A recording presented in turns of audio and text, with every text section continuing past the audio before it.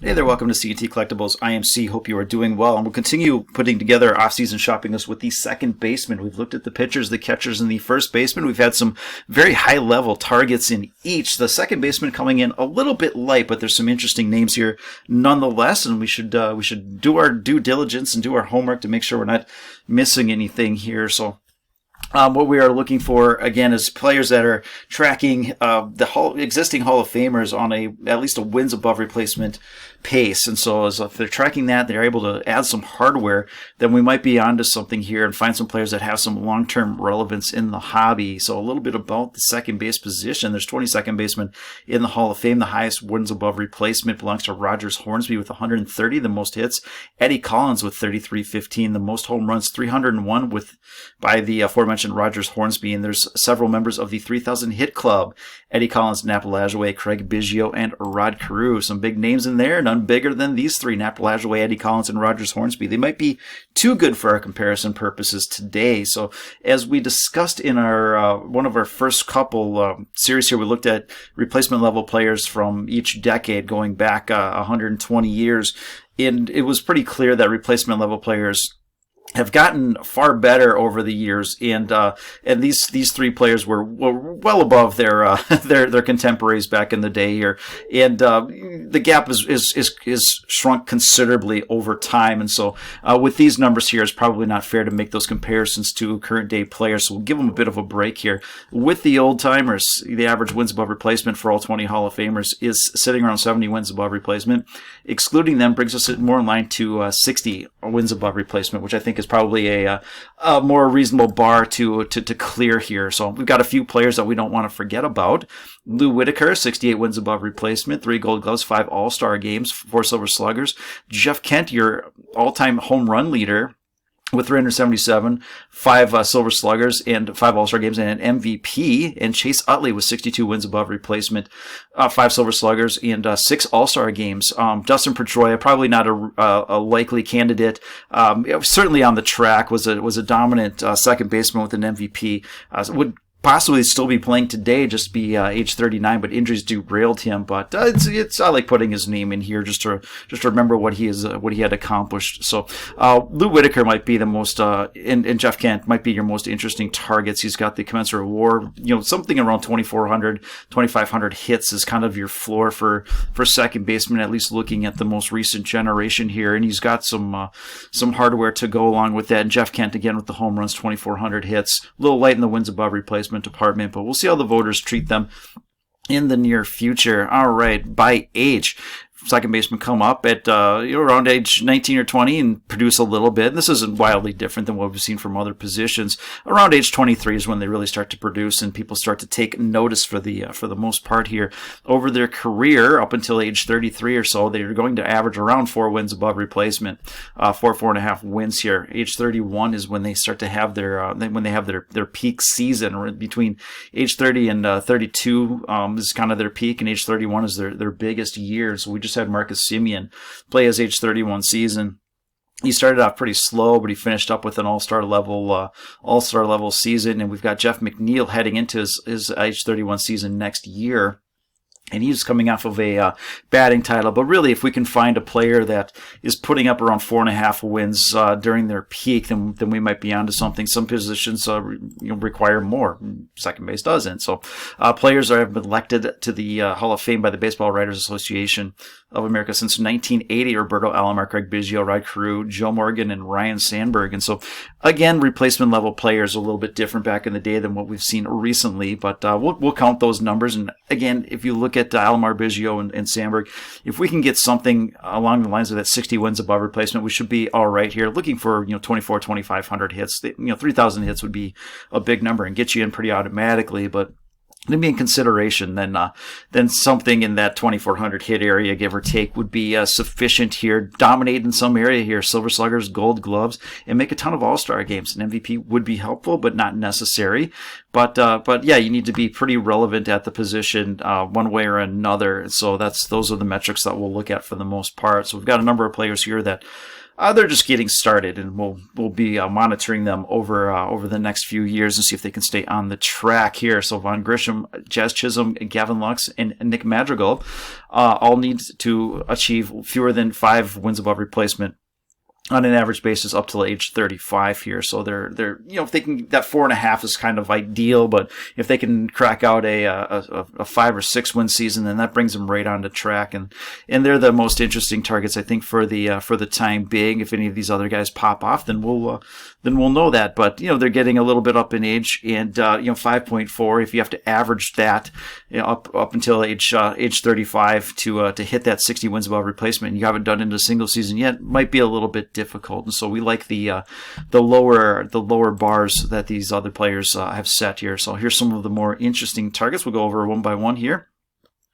Brandon Lau, age 27, Fangraphs WAR, Baseball Reference WAR, pretty even around 11 here. Needs to average about 5.5 wins above replacement to get to that 56 by 35, 300 hits, 84 homers, 250 average. He's got an All-Star game to his credit here, and so again he got off on a nice start. He could have closed the gap, but an injury this year has taken him off the pace and is probably no longer a target even in the speculative side of things. Marcus Semien, 31 years of age. He's got 25 Fangraphs WAR, 34 Baseball Reference WAR. There's a big discrepancy there. So 7.5 wins on an annual basis to get to that 56 by 35, 1,100 hits, 186 home runs, and a 255 average. He's got a couple top 5 MVPs, an All-Star game, a Gold Glove, and a Silver Slugger. So Fangraphs doesn't have him on the path. 2020 was kind of a flat year. He could be a heck of a lot closer to that line. We'll see how that's treated, as we will with a number of other players. But we'll take a look at how they look with the Baseball Reference WAR in a minute here. So Fangraphs WAR for Ketel Marte, 16. Another one, Baseball Reference WAR slightly higher at 21. So he needs to average close to 6 wins on an annual basis to get to that 56 by 35.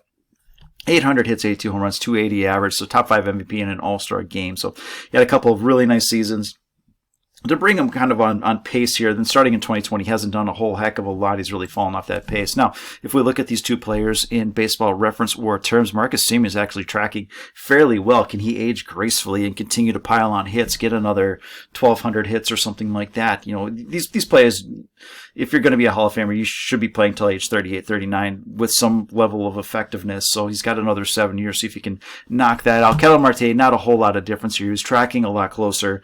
Actually touching the line of the average Hall of Famers, but again, the last 3 seasons have taken him off that path. All right, Tommy Edman, 27 years old, 13 Fangraphs WAR, 15 Baseball Reference WAR, needs about 5.3 wins above replacement on average to get to that 56 by 35. He's got a little bit of pop to his bat here. He can play every position, and he showed that by earning a Gold Glove, but you can see a late start has hurt him overall, even though he's been producing at the requisite level. That late start has hurt him, and so can he catch up? Can he continue to do what he did this year and have some 5-win seasons and get back on track? So worth monitoring, but again, a little bit more of a speculation here. Luis Arraez, your batting title leader.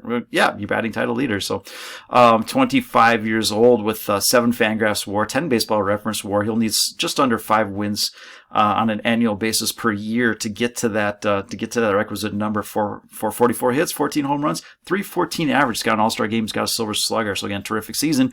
Can he continue to have more of those? Can he repeat what he did this year and get back and keep pace, get on track here? So he came up at a decent time here. Again, 2020 not helping things, but the last couple of years he's been serviceable. Can he find a full-time role and build on what he's done this year to keep pace? So some of the more serious candidates here, start him off with Andres Jimenez, 23 years old, 8 Fangraphs WAR, 9 Baseball Reference WAR, needs under 4 on an annual basis to get to that 56 by 35. So now we're talking here. So we can find those players that need to average 4.5 or less, which is what the average peak looks like. Then we've got more of a sustainable pace here. 218 hits, 25 home runs, 274 average, All-Star game, and a Gold Glove. He really had a nice season this year, and that brings him on track with what the average Hall of Famer has done over their career. So this year was a tremendous year for him. I think he was close to 6 wins above replacement, so he doesn't even have to do that. Can he be that 4.5, 5 level player for a while? Then we'll have a player that tracks pretty well, add some hardware, and can continue to build on. He's young, it's still speculative, but it's probably more of the higher end speculation that we're looking for. Gleyber Torres, 25 years old, 10 Fangraphs WAR, 11 Baseball Reference WAR, and he's 4.5 wins on an annual basis to get to that 56 by 35. Came out like a shot, beat up on the Orioles for half a season, and just by benefit of coming up early and producing, that was enough to keep pace. And I remember that chart that we showed on the wins above replacement and average second baseman. It starts out a little bit slow, 2-3 wins a year, and then it starts to ramp up. So he's able to take advantage of that by coming up early and producing, but he hasn't really done a whole lot since, although this year was more of a competent year.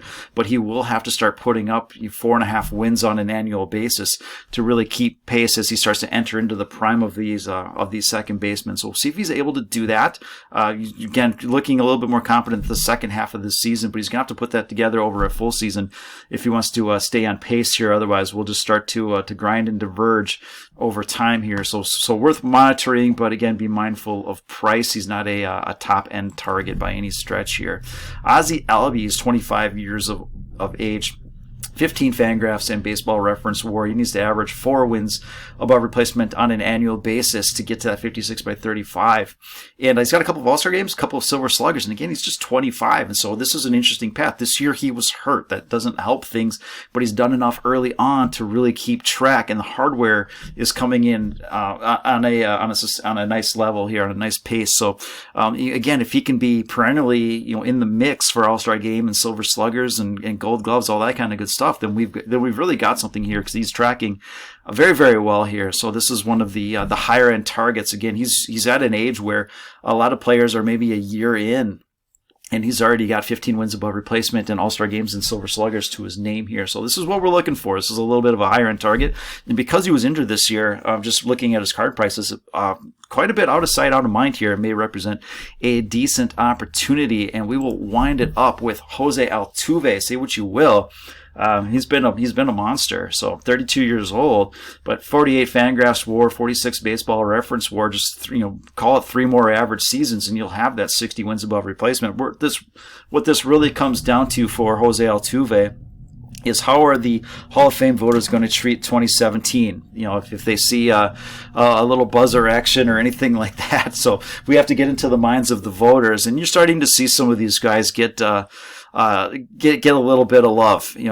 Some of the older voters are moving on, and now you see Ortiz get in, and there's chatter around Bonds and A-Rod. They're starting to get some votes, so it'll be interesting to see how that plays out. But again, this is a player that will satisfy, most likely barring injury, the wins above replacement requirement. He's got an MVP, a couple top 5 MVPs, 8 All-Star games, 6 Silver Sluggers, and a Gold Glove. Everything else just lines up for him to absolutely hit that mark. And because of those question marks, you can see a little bit of a depression. His card prices aren't where they likely should be, especially in that 2011 update set. Those command a bit of a premium here. So, but that would be your all things considered, all things being equal, your number one target for the second baseman. So that's what I got for you. If you enjoy this, please like, subscribe, do all that kind of good stuff, and we'll be back at you next week with some third basemen as we continue on with this series. Have a great rest of the day. Thank you very much.